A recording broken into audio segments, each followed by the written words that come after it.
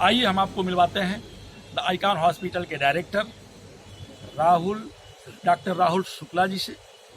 उप जिलाधिकारी महोदय ने क्या कुछ कहा है, मुख्य शिक्षा अधिकारी मऊ ने क्या कुछ कहा है, उन तमाम बिंदुओं पे बातचीत करने के लिए अब हमारे साथ जुड़ चुके हैं डॉक्टर राहुल शुक्ला जी।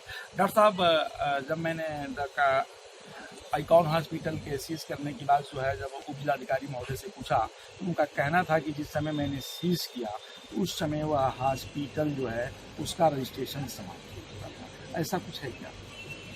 तथ्यहीन विवेकहीन बातें कर रहे हैं उप जिलाधिकारी, क्योंकि 31 अप्रैल तक किसी अस्पताल की मान्यता होती है और 30 अप्रैल तक उत्तर प्रदेश के अंदर भयंकर लॉकडाउन चल रहा था। कोई व्यक्ति अपने घर से नहीं निकल रहा था। बच्चा पूरे प्रदेश को जान रहा है। योगी जी और मोदी जी का सख्त आदेश था, घर पर रहिए, स्वस्थ रहिए, सुरक्षित रहिए। 25 मई को तो लॉकडाउन खत्म हुआ है, तो 30 अप्रैल तक अस्पताल का रिन्यूअल नहीं हो रहा था। 6 महीने मुझे सीएमओ ऑफिस के विश्वस्त सूत्रों से पता चला था कि आपको 6 महीने आप लोगों का रजिस्ट्रेशन एक्सटेंड कर दिया जा रहा है। 6 महीने तक उन्होंने कोई जरूरत नहीं है कि कोरोना महामारी है और इससे बचने के लिए यही विकल्प सही है। तो ये बात बहुत ही तथ्यहीन विवेकहीन है।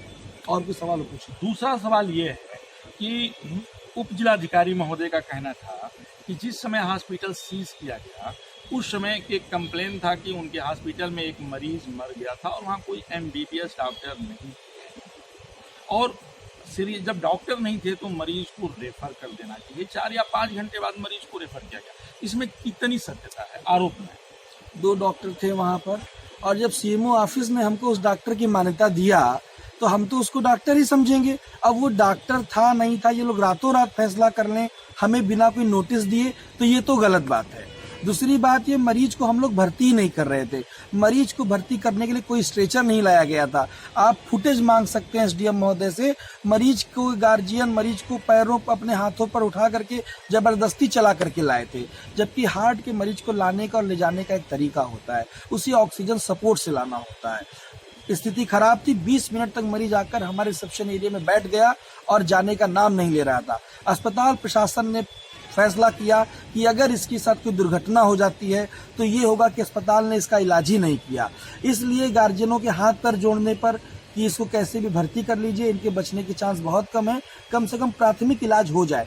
क्योंकि मऊ के बड़े बड़े अस्पताल, जैसे कई अस्पताल में किसी की चैनल के माध्यम से बताना चाहता हूं कि प्रकाश हॉस्पिटल, साधना हॉस्पिटल, कई उसने अस्पतालों का नाम गिनाया कि उन लोगों ने मरीज को रिफर कर दिया है और लॉकडाउन में हमारे पास बनारस जाने की कोई व्यवस्था उपलब्ध नहीं है। अब आप ही फैसला करिए कि ऐसी स्थिति में अस्पताल क्या करेगा। जिस समय आपके ऊपर FIR दर्ज कराया गया उस समय पोस्टमार्टम रिपोर्ट आ गई थी क्या? वो तो एसडीएम साहब खुद ही कहने की पोस्टमार्टम उसका हुआ ही नहीं। ये पहला इकलौता मामला है पूरे हिंदुस्तान और उत्तर प्रदेश के अंदर का कि बिना पोस्टमार्टम हुए ही हमारे ऊपर लापरवाही का इल्जाम लगाकर मुझे अपराधी घोषित कर दिया गया। 3 महीने से मेरा हॉस्पिटल बंद है। मैं कितनी परेशानियां। हॉस्पिटल आपका बंद हो गया, आप इस समय क्या महसूस कर रहे हैं? इस समय मैं अपने आप को ठगा महसूस कर रहा हूँ जिले के अंदर।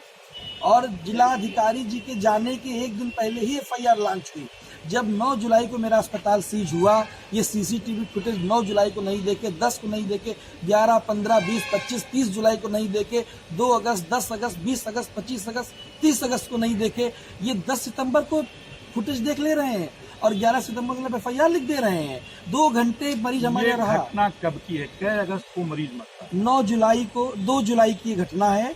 इसमें मरीज मरता है कि नहीं मरता है ये पुष्टि नहीं हो पा रही है। मरीज के अंदर हलचल बंद हो जाती है, मरीज कोमा में भी गया हो सकता है, मरीज बेहोश भी हुआ हो सकता है। और अगर यदि मरीज मर गया था गार्जियन के मुताबिक तो गार्जियन ने पोस्टमार्टम क्यों नहीं करवाया? अगर उनको इलाज पर शक था उन्हें आखिर उनका पोस्टमार्टम उनका पोस्टमार्टम सीएमओ कराना चाहिए। उसने पुलिस अभिरक्षा में मरीज बाहर। आपको बताना चाहूँगा मैं कि जिलाधिकारी महोदय द्वारा एक जांच कमेटी गठित की गई थी जी। जांच कमेटी गठित 2 मानकों पे की गई थी कि जो हॉस्पिटल या नर्सिंग होम उनका चल रहा है, इसलिए कह रहा हूँ कि वो पहले हॉस्पिटल का लाइसेंस शायद उनके पास था और उसके बाद जो मेरे पास अभिलेख था उसमें नर्सिंग होम का था। तो मानक के अनुसार चल रहा था या नहीं चल रहा था। और जो एक मरीज भर्ती हुआ था जो गाजीपुर के मर्दा के आसपास का, तो मुझे नाम तो याद नहीं है समय, वो इलाज की लापरवाही में एक्सपायर किया था या अपनी सौभाग्य जो मृत्यु होती स्वाभाविक मृत्यु होती उससे हुआ था। तो हम लोग गए थे, उसमें हम भी गए थे और सीएमओ साहब द्वारा जो डॉक्टर नामित किया गया था वो भी गए थे। उन्होंने देखा कि मानक अनुरूप वो नहीं है। उसमें हमने ये मानक में पाया था कि जो लाइसेंस जब लिया गया था, नर्सिंग होम का लिया गया था, वो एक्सपायर हो गया था डेट उसका। दूसरी बात कि जो उसमें अभिलेख लगाया गया था, वो अभिलेख जो सीएमओ कार्यालय में उपस्थित था, सीएमओ ऑफिस में, उसमें जो डॉक्टर और पैरामेडिकल स्टाफ का उन्होंने एफिडेविट लगा के रजिस्ट्रेशन कराया था, उसमें से एक भी डॉक्टर या पैरामेडिकल स्टाफ मौके पे नहीं पाए गए। तो एक अनियमितता यही हुई, मानक के अनुरूप नहीं था, इस कारण वो सील हुआ। दूसरी थी जो आपको बताया कि जो व्यक्ति एक्सपायर कर गया था, उसका हम लोग जब सील कर रहे थे तो उसमें सीसीटीवी कैमरा लगा हुआ था। तो मैंने वहाँ के जो वहाँ पे कर्मचारी थे उनसे मैं कहा डीवीआर निकाल कर लाया गया। डीवीआर निकाल कर चेक कराया गया तो उसमें हम भी थे और 3 सदस्य बता ही रहा था आपको, 3 सदस्यीय कमेटी थी।